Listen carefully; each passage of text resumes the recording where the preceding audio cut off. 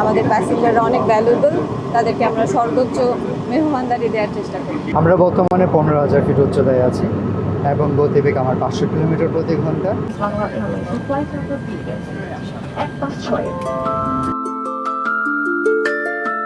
বিমানবালা নিয়ে মানুষের আগ্রহের শেষ নেই।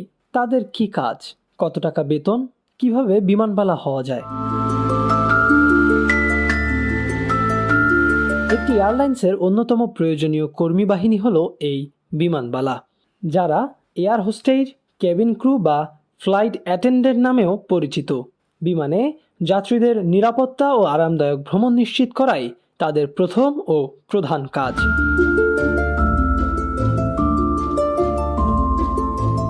যদিও বেশিরভাগ মানুষেরই ধারণা বিমানে যাত্রীদের হাসি মুখে স্বাগত জানানো আর খাবার পানীয় পরিবেশন করাই এয়ার হোস্টেজের কাজ, কিন্তু এর পাশাপাশি আরও অনেক কাজ করেন তারা। যাত্রীদের স্বাগত আমাদের খুবই ভালো লাগে, এটা আমাদের দায়িত্ব এবং কর্তব্যের মধ্যে পড়ে। যদিও বা আমাদের এভিয়েশনের প্রথম কর্তব্যটা হচ্ছে আমাদের যাত্রীদের নিরাপত্তা নিশ্চিত করা, এবং পরবর্তীতে আমরা চিন্তা করি যে হ্যাঁ, সুন্দর একটা সার্ভিস দেব, এয়ারলাইন্সের জন্য একটা কাজ করব। এবং ম্যাডাম যদি কিছু যুক্ত করতে চান।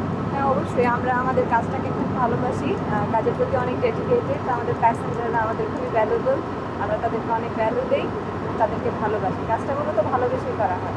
অসুস্থ হয়ে পড়া যাত্রীদের সাহায্য করা, বিমানে জরুরি সরঞ্জাম আছে কিনা পরীক্ষা করা, যাত্রীরা নিরাপত্তা বিধান পুরোপুরি মেনেছেন কিনা তা নিশ্চিত করার কাজ করে থাকেন কেবিন ক্রুরা। এছাড়াও জরুরি পরিস্থিতিতে যাত্রীদের গুরুত্বপূর্ণ নিরাপত্তা তথ্য প্রদান করে থাকেন তারা। যাত্রীদের টিকিট মিলিয়ে দেখা, কেবিন লাগেজ সিটে পৌঁছাতে সহায়তা করা, যাত্রীদের নিজ সিট খুঁজে পেতে সাহায্য করার কাজও করে থাকেন এয়ার হোস্টেজ। বিমান ওড়ার আগে যাত্রীদের সিট বেল্ট লাগিয়ে নেওয়ার বার্তা দেওয়ার কাজটিও করেন তারা। পাইলটের পক্ষ থেকে বিমান ওঠানামা সংক্রান্ত বিভিন্ন তথ্য যাত্রীদের দিয়ে থাকেন এয়ার হোস্টেজরা।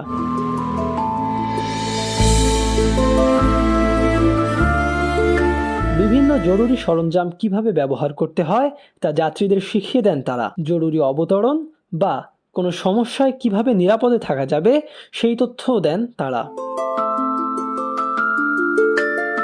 যেসব যাত্রীরা বিমান ভ্রমণে ভয় পান তাদের সঙ্গে সান্ত্বনা দেওয়া বা পরামর্শ দেওয়ার কাজটি করেন এয়ার হোস্টেজ। বিমান পরিষ্কার